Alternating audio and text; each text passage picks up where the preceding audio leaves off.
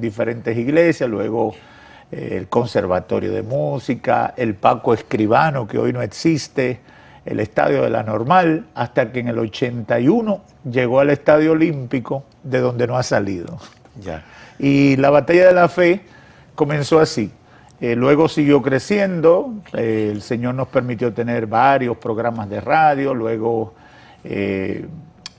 estación de radio, y hoy tenemos estación de televisión. Además, desde hace unos 16 años tenemos varias iglesias que son dependientes del ministerio, aunque seguimos trabajando con todas las iglesias evangélicas, pero también tenemos iglesia, y Dios nos ha permitido hacer un trabajo por casi 60 años. Este año, hablando del 1 de enero, un evento cristiano que reúne normalmente a grandes personalidades del aspecto del área política, empresarial, social, además de los miles y miles de feligreses que asisten al Estadio Olímpico, ustedes tuvieron que modificar a causa de la pandemia, hacerlo de manera virtual. Uh-huh.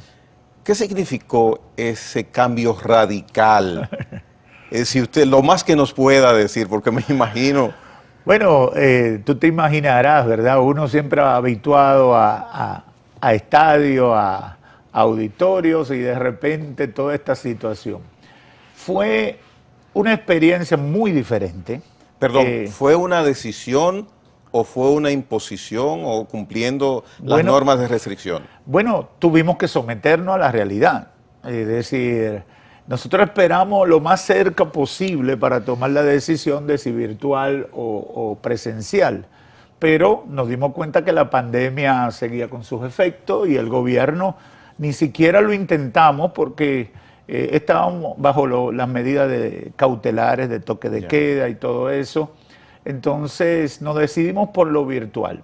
Pero la batalla de la fe comenzó como el evento en el estadio, en la manifestación pública, pero con los años la batalla de la fe se fue convirtiendo también en un evento mediático, de impacto mediático.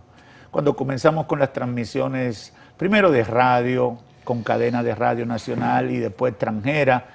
Cuando pasamos a la televisión, entonces también siguió creciendo, y nosotros a la hora de tomar la decisión medimos todas las variables.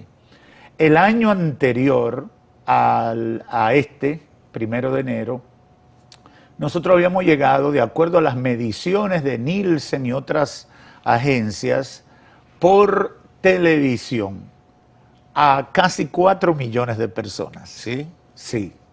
Es decir, ¿cuántos canales? Habían como 3 canales, pero el que más medimos fue Colorvisión, que fue el que fue medido. Y nosotros solamente por televisión había alrededor de 4 millones, 3.8, 3.9 millones de personas, sin contar la radio ni los otros canales. Entonces nosotros nos dimos cuenta que nosotros le llegábamos a más personas por los medios que a las 60,000 personas en el estadio.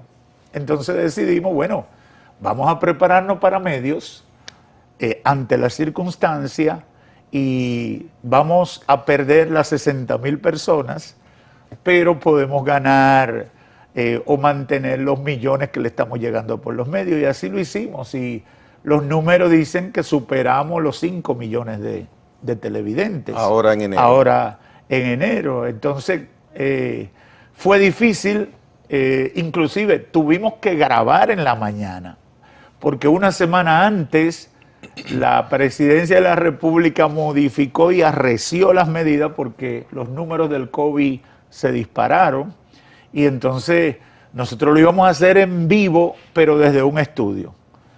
Tuvimos que a las 8 de la mañana hacer el evento y pasarlo en la televisión a partir de las 2 de la tarde. Mire, pastor, antes que Abinader, que tiene una decena de preguntas para usted, No tanto. Normalmente, cuando ustedes preparan el 1 de enero en el Estadio Olímpico, un montaje artístico de cualquier razón que sea, tiene un costo bastante elevado, mucho más para manejar tantas personas, higiene, salud, alimentación, transmisión, tecnología. ¿Qué cuesta montar Batalla de la Fe en vivo en el Estadio Olímpico? A nosotros nos sale barato. En el Estadio Olímpico, la Batalla de la Fe tiene un costo aproximado de 8 a 9 millones de pesos. A nosotros. Ya. ¿Por qué hago el énfasis? Porque nosotros recibimos mucha ayuda en especie. Ya. Es decir, por ejemplo, quien renta el piso del estadio dice, no me paguen lo que cuesta la renta, paguen el transporte. Porque es un evento cristiano, no hay un fin comercial. Quien renta el sonido dice, yo a los espectáculos le cobro tanto, pero a ustedes yo le cobro menos. Y así cada cosa. Más el voluntariado, por ejemplo, todo el personal que trabaja en ese evento de nuestro equipo, que no es una empresa subcontratada, toda esa gente es voluntaria. ¿Cuántas personas participan directamente? Entre 1.000 y 1.100 personas trabajan en la Batalla de la ¿Y Fe. qué tiempo dura la preparación de toda esa producción? Bueno, comenzamos siempre el primer viernes de junio de cada año. 6 meses antes. 6 meses antes. El Wow. equipo Timón comienza todas las semanas a trabajar desde el mes de junio. Porque para que te salga barato, tú tienes que comenzar con tiempo.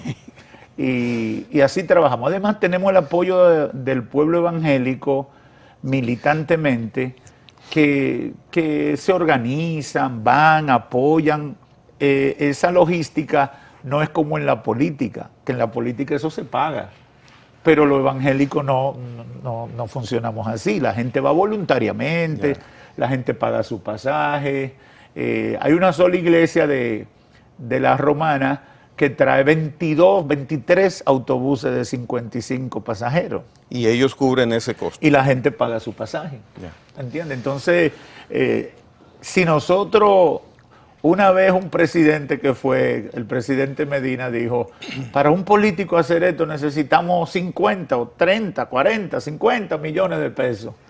Porque él lo vio con los ojos políticos, es decir, para uno hacer eso, pero nosotros nos sale barato y además es un reto económico para nosotros porque dependemos de ofrendas voluntarias. Este año fue un milagro, gastamos casi 3 millones de pesos en el montaje, convertimos uno de nuestros templos en un gigante estudio, llevamos unidades móviles, todas las cámaras, todo el equipo.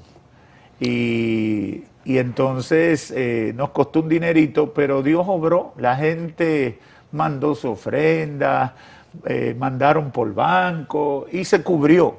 Qué bueno. Ese es un testimonio que nosotros tenemos porque realmente nosotros estábamos preocupados. Nosotros porque somos gente de fe. Y le dimos para adelante, porque si hubiera sido de otra manera, no nos embarcamos en eso. Igual que otros eventos deportivos, Claro. artísticos, sociales, lo suspenden. Lo suspenden, pero como esto es un evento que para nosotros tiene un alto significado espiritual, nosotros hicimos lo que pudimos en medio de las circunstancias que teníamos. O sea que está pendiente celebrar la 40 ocasión en el Estadio Olímpico. Se quedaron en 39. Nos quedamos en 39, Ya. exactamente.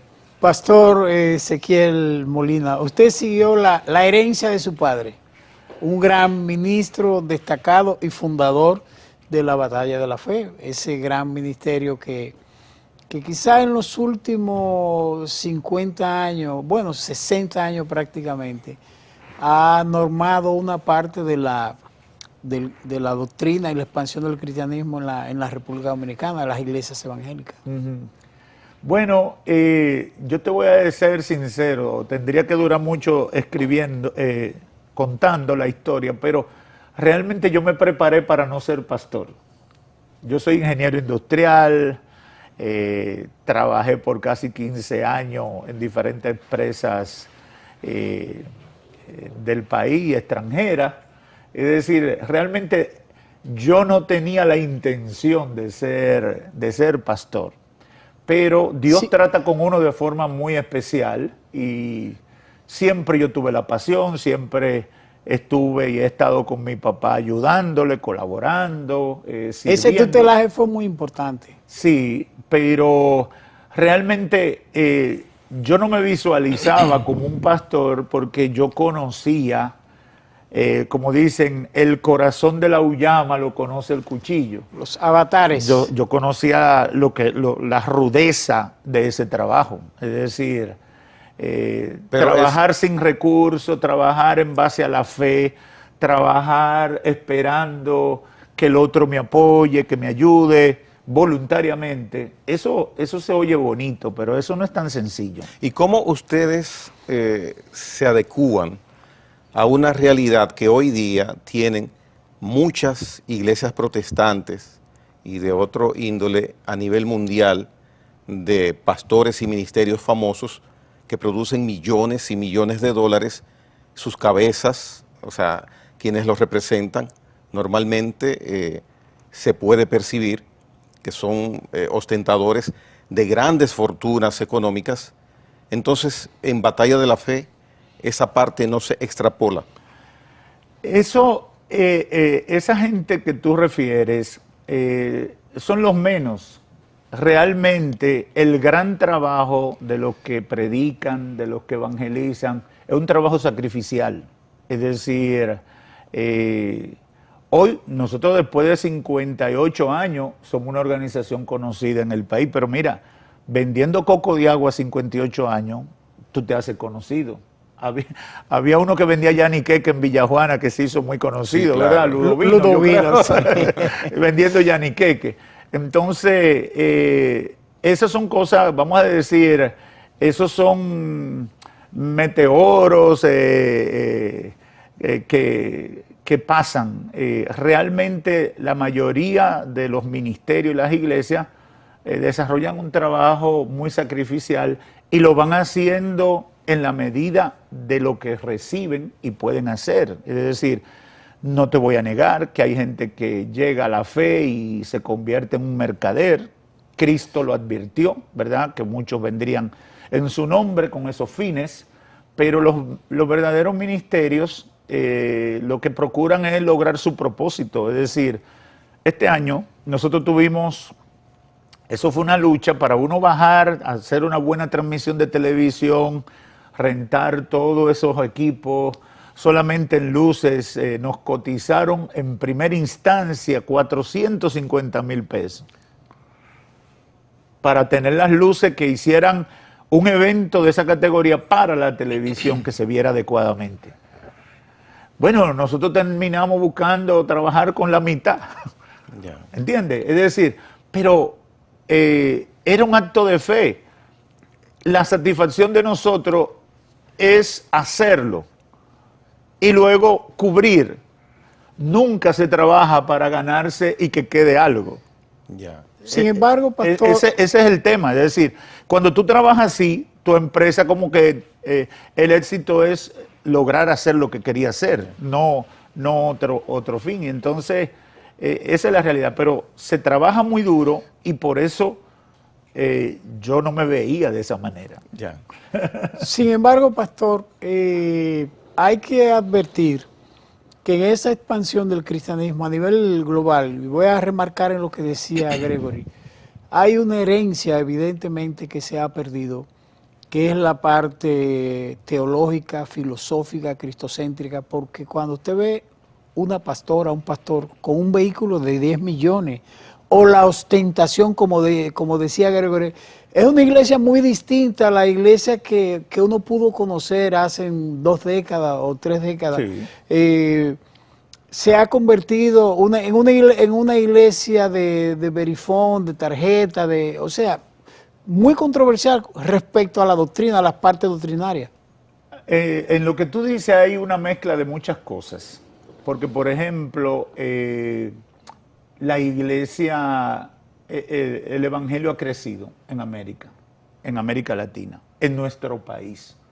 Nosotros cuando en el estadio La Normal reuníamos 7, 8 mil personas, era lo más grande. Lo más grande. Pero reunir 60,000, hoy hasta en un concierto evangélico se reúnen. Entonces, hay una realidad. Ya el evangelio no es solo de la clase más pobre. En las iglesias tú encuentras desde el vendutero o desde la conserje hasta el empresario. Es decir, tú antes en la iglesia encontrar profesionales calificados era poco probable, pero las iglesias están llenas de profesionales. Las iglesias están llenas de gente capacitada. Y esa gente, empresarios, profesionales, gente capacitada, el obrero, el conserje, todos contribuyen. Y ya la iglesia es diferente. Es decir, por ejemplo, Pero mi papá fundó su primera... pero se apartó un poco de la parte doctrinaria. No, pero ahora voy con y de ese la parte teológica. Vamos a ir a ese punto. No tiene que ser así. Perdóneme, pastor, hay mucha gente que abre un negocio que se llama iglesia. Usted hablaba del mercader. Claro, son mercaderes que abren bancas, abren clínicas, abren partidos políticos, sin ningún proyecto real y efectivamente para bien de la gente o con el propósito por el cual se debe abrir eso. Sí, eso lo hay. Eso lo hay. Pero el éxito de la iglesia en cuanto a presencia, influencia, recursos, no necesariamente significa contaminación de la doctrina. Claro que no. Los hay, porque no te lo puedo negar, son una realidad los que han contaminado la doctrina. Pero nosotros dirigimos iglesias que reúnen miles de personas. Mi iglesia solo de la Romana sabe hacer un evento con 4,000 personas de asistencia. Acompañado de labor social, imagino. Claro, pero solo la iglesia. Tiene gente de todo. Tenemos aquí ahora en la capital 2 iglesias. Yo acabo de llegar de un evento que tiene la iglesia a esta hora o a la hora que estamos haciendo esto. Y habían 500 personas, 600 personas. La fama de la Entonces, iglesia protestante en la República Dominicana, ¿cómo usted la evalúa? En sentido general es buena, lo dicen las encuestas como Gallup, la confianza de la gente, pero aparecen casos que lo que traen es escándalos y cosas negativas, porque no todo el que dice Señor, Señor. Entrar al reino de los cielos. Jesús lo dijo en Mateo capítulo 7, lo advirtió. Y más, Cristo dice, esa gente que no es de verdad, vendrá donde mí diciendo, en tu nombre hicimos esto, y en tu nombre hicimos aquello. Y él dice, y yo les responderé, apartados de mí, hacedores de maldad. Es decir, Cristo advirtió la falsedad de mucha gente que iba a hablar en nombre de él. Y no somos la excepción. Y Entonces. no vamos a ser la excepción. Ya. Entonces, pero yo te garantizo a ti que de 100 pastores, para decir, o 100 iglesias, te va a aparecer una o dos con gente mala dirigiéndola. Ya, Pero no es la mayoría. ya.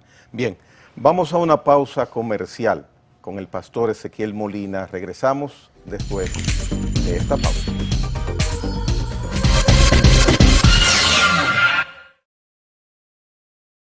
Bien, mire, vamos a continuar un poquitito más, por lo menos de mi parte, con el tema. En la pausa tratábamos un aspecto que es interesante y que las personas lo perciben. Ustedes mueven muchas personas a nivel nacional, muchas, por ende mueven muchos recursos. Entonces, ¿qué tipo de supervisión, fuera del que usted pueda tener en su iglesia, en sus iglesias, de controles financieros, qué tipo de supervisión estatal tienen las iglesias para saber de dónde le provienen los fondos, el tipo de utilización, no sé si se llegue ahí, que hacen con esos recursos? ¿Hay algún aspecto que ustedes tienen que rendir cuentas al Estado?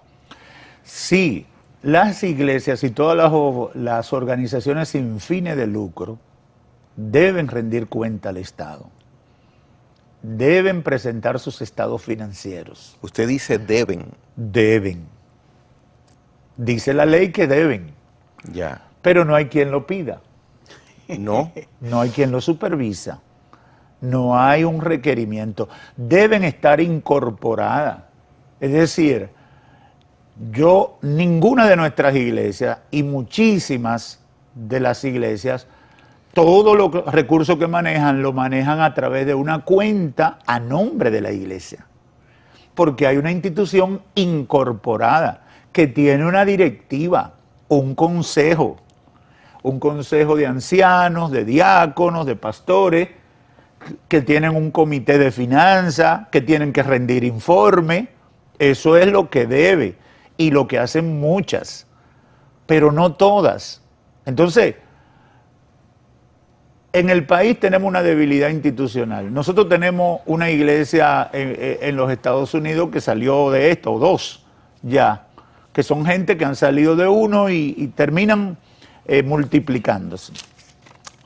En Estados Unidos tú no puedes rentar un lugar para iglesia sin cumplir con una serie de requerimientos. Y luego los bomberos tienen que ir a chequear si el lugar cumple con los requerimientos para ese uso que tú le vas a dar. Entonces, claro, hemos ido avanzando en el país. Hemos ido avanzando con las leyes, ya las leyes están, pero a veces eso nada más lo exige el gobierno si se trata de una exoneración. Yeah. Si tú quieres solicitar una exoneración, el gobierno entonces dice, ¿dónde están tus papeles? ¿Cumpliste? Y ahí se define. Entonces, hay muchísimas iglesias que no están organizadas, porque ahí cualquiera viene y pone un letrero y dice, iglesia, el cielo bajó. Pero nadie lo supervisa por nada.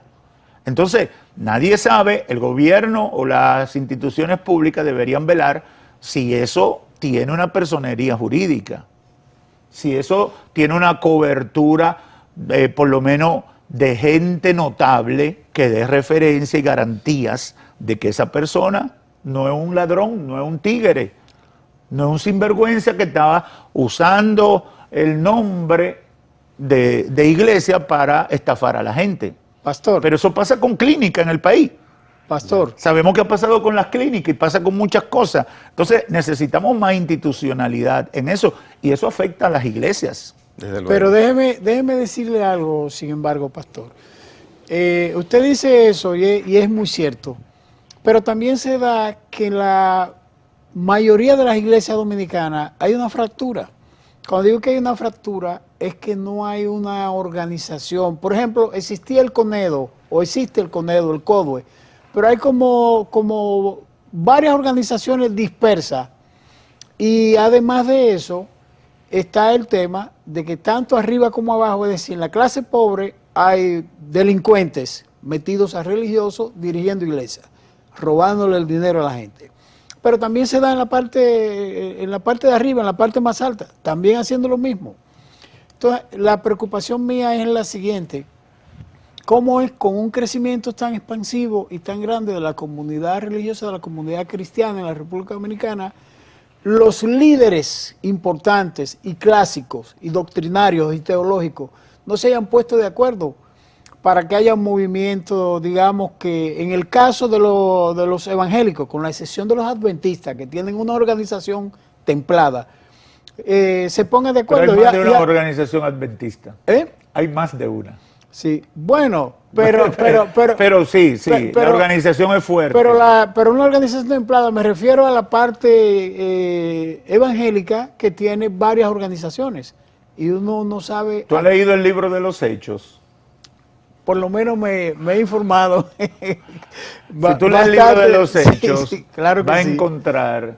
Lo que pasa es que generalmente la gente tiene la idea de esa organización piramidal y casi única de la Iglesia Católica.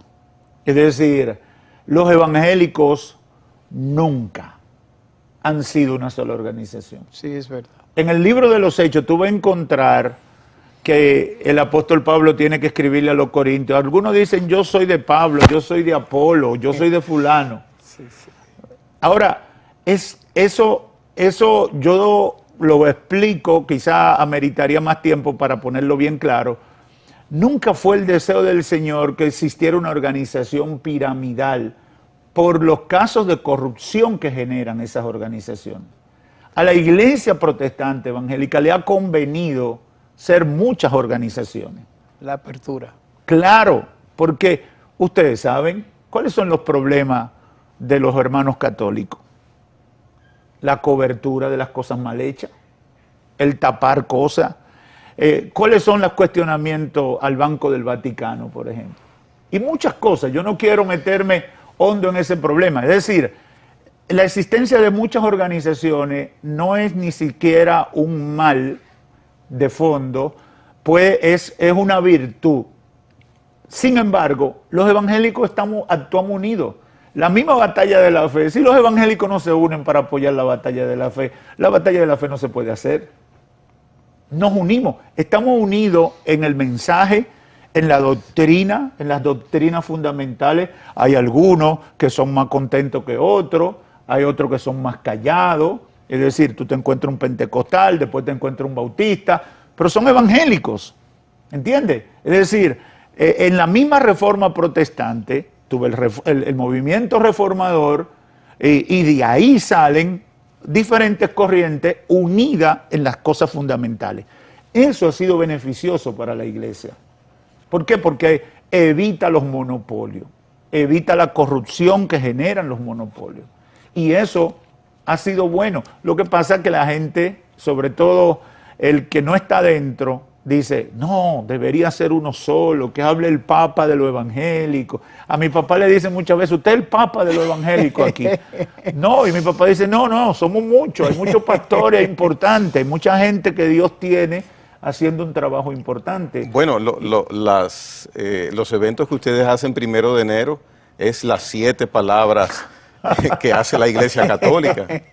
¿Cómo se escoge a propósito el tema o los temas sociales, económicos y hasta políticos que se tratan 1 de enero en la batalla de la fe? Mira, el ministerio profético de la iglesia tiene que hablarle, y tú lo encuentras en la Biblia desde el principio hasta el final. El mensaje es parte del ministerio profético y tiene que hablarle a los creyentes, a los que tienen una relación con Dios. Tiene que hablarle a la nación también. Y tiene que tratar los temas espirituales que afectan en general. Por eso, en la batalla de la fe, los temas, las predicaciones tienen que ir en esas 3 dimensiones. Necesariamente, porque es la naturaleza. Yo no puedo ir a dar un estudio bíblico y a comenzar a discutir conceptos teológicos de profundidad en ese evento, porque ese es un escenario que Dios lo ha permitido, porque eso no se planificó. Yo les recomiendo a la gente que busquen en YouTube la historia de la batalla de la fe. Lo pusimos Historia LBDF, la batalla de la fe. Y ahí mi papá cuenta la historia. Es decir, mi papá buscaba, junto con lo que le ayudaron, un culto de confraternidad, de juntarse un grupo de evangélicos. Pero convertirse en lo que se ha convertido ahora nunca fue el plan. Es decir, eso no fue una estrategia. Entonces, ahí se busca eso. ¿Qué pasa? Nos ha tocado a nosotros el privilegio de organizarlo. ¿Y por qué nosotros? Bueno, porque hemos sido los más persistentes, hemos sido los que hemos entendido la necesidad de eso y hemos podido construir una reputación, un testimonio, una imagen que genera confianza. Muchos líderes han pasado de las diferentes organizaciones y todos siempre han visto a la batalla de la fe en su sitio, dando testimonio, nunca vinculado a escándalo, nunca vinculado a una falsedad en lo que se hace, porque aquí todos nos conocemos y sabemos. Tú ves a veces que la gente tiene una imagen pública, pero el empleado, el amigo sabe que es una falsedad y todas las cosas se saben. Pero fuera de la confianza que normalmente sí se produce con esos eventos de 1 de enero, hay situaciones que estoy seguro les han traído a ustedes algunos inconvenientes en la socialización con los gobiernos de turno. Claro, ¿Ha sido así? Siempre. Porque mira, cuando tú predicas la palabra y el mensaje le afecta, por ejemplo, al gobierno de turno, el gobierno o los que siguen a ese gobierno dicen, no, tú estás con la oposición. Cuando vienen y cambian, pasa lo mismo. Entonces, los profetas le hablan a los reyes y a los pueblos, independientemente de quiénes sean. Es decir, el problema es que la gente, por ejemplo, yo recuerdo un mensaje, debe ser como 3 o 4 años atrás, mi papá predicó y estaba el presidente Danilo Medina. El presidente, yo me senté en ese momento del mensaje al lado del presidente, en representación del ministerio, mi papá estaba predicando, y cuando termina, mi papá dijo cosas muy fuertes. Bueno, una de las cosas fuertes que dijo es que los presidentes llegan con una maleta de sueños al palacio y luego se encuentran con un monstruo que es la corrupción.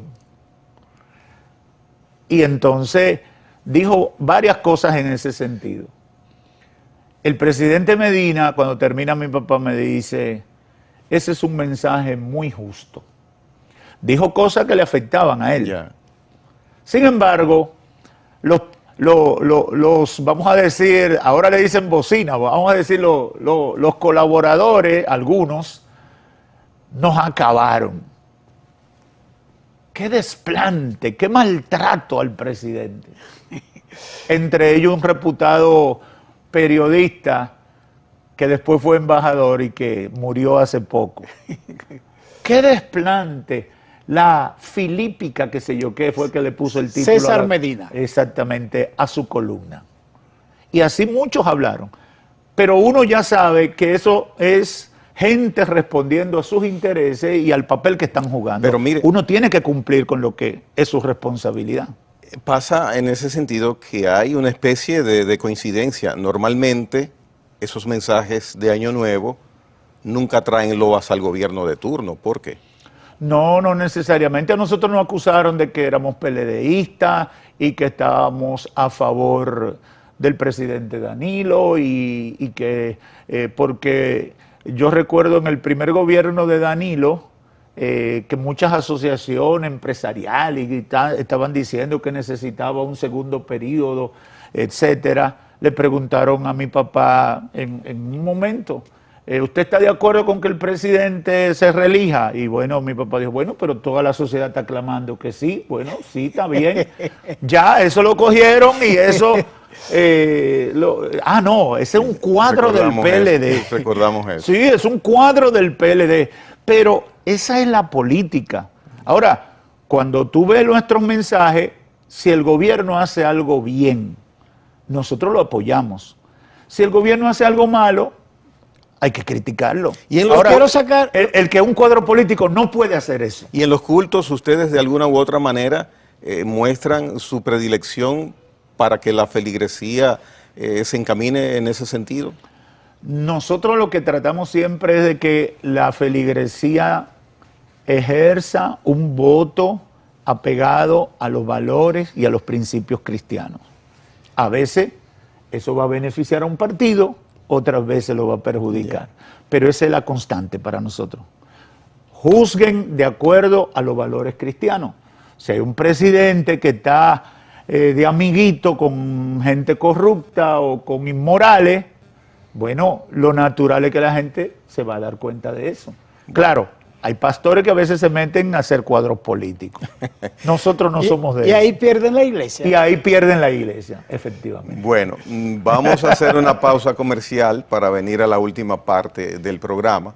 Lamentamos que no tenga 3 o 4 bloques más a la hora 22, pero venimos con el pastor Ezequiel Molina en unos instantes.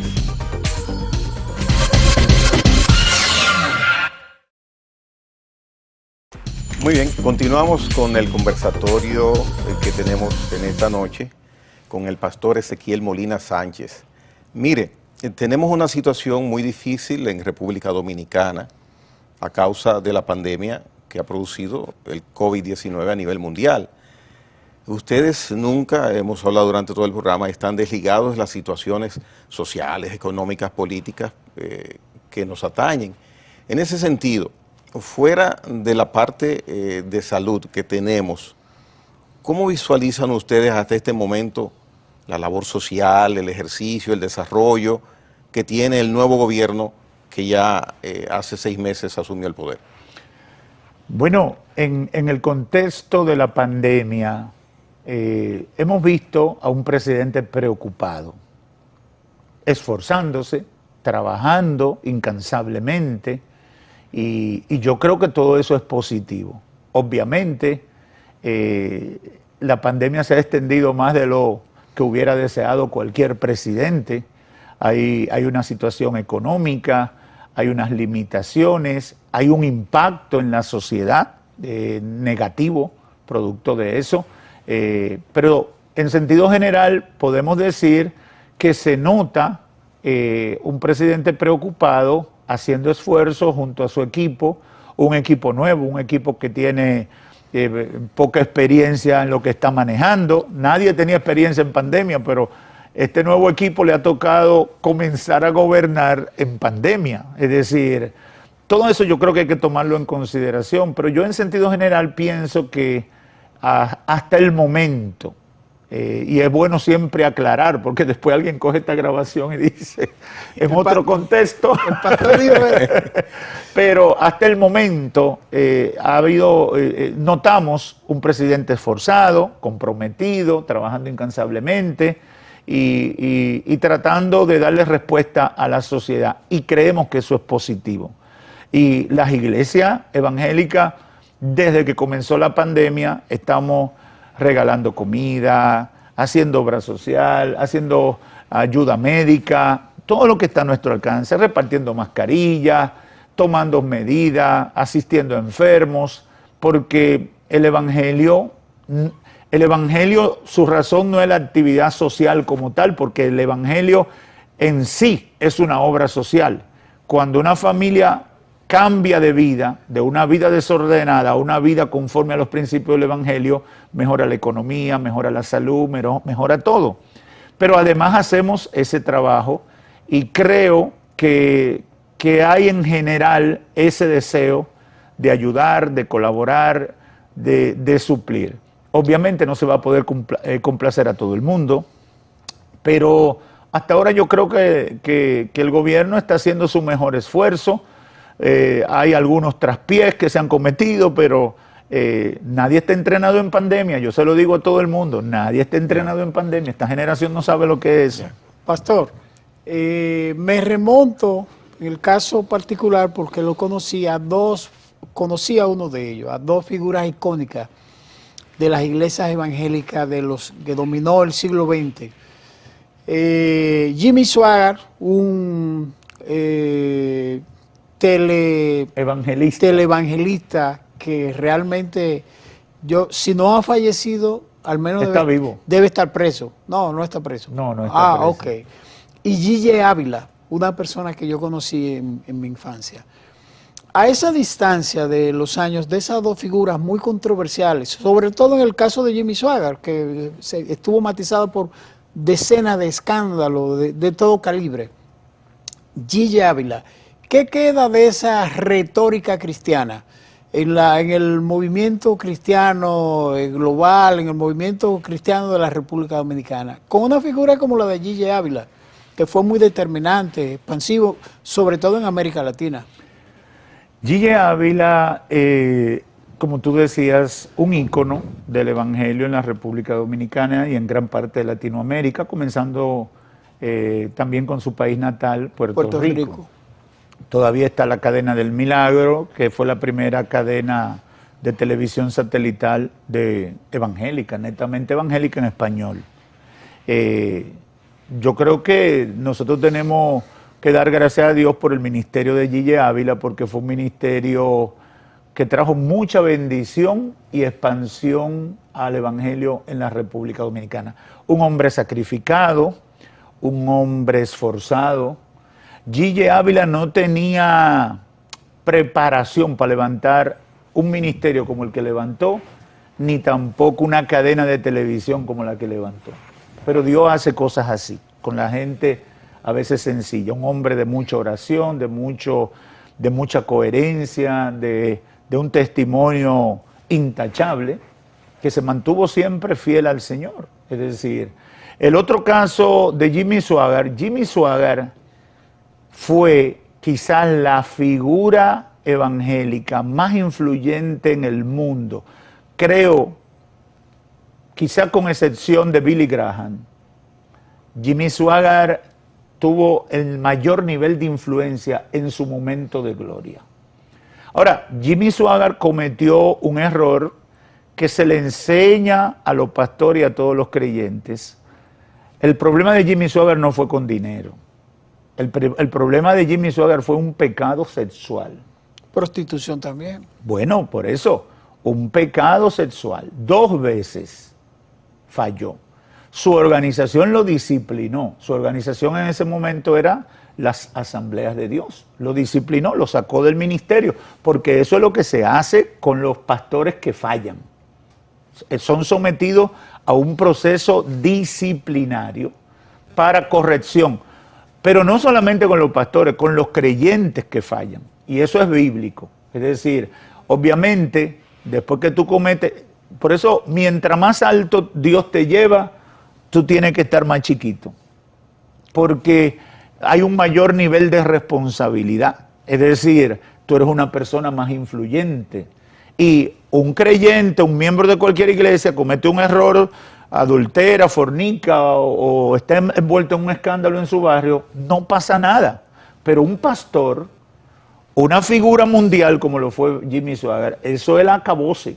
Entonces, eso se hizo con él y el Señor lo restauró. Hoy Jimmy Swaggart está de pie, claro, imperceptible frente a lo que él fue, porque tú nunca vuelves a ser lo que tú eras. Es decir, cuando tú caes a ese nivel, yo no he visto prácticamente ningún caso, no te voy a decir que en la Biblia dice que nunca más tú puedes ser restaurado.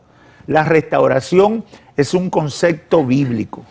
Dios, al que se humilla y se arrepiente, lo levanta, lo restaura, pero tú pierdes la credibilidad y el testimonio se afecta. Hace varios años, la República Dominicana se vio en el foco.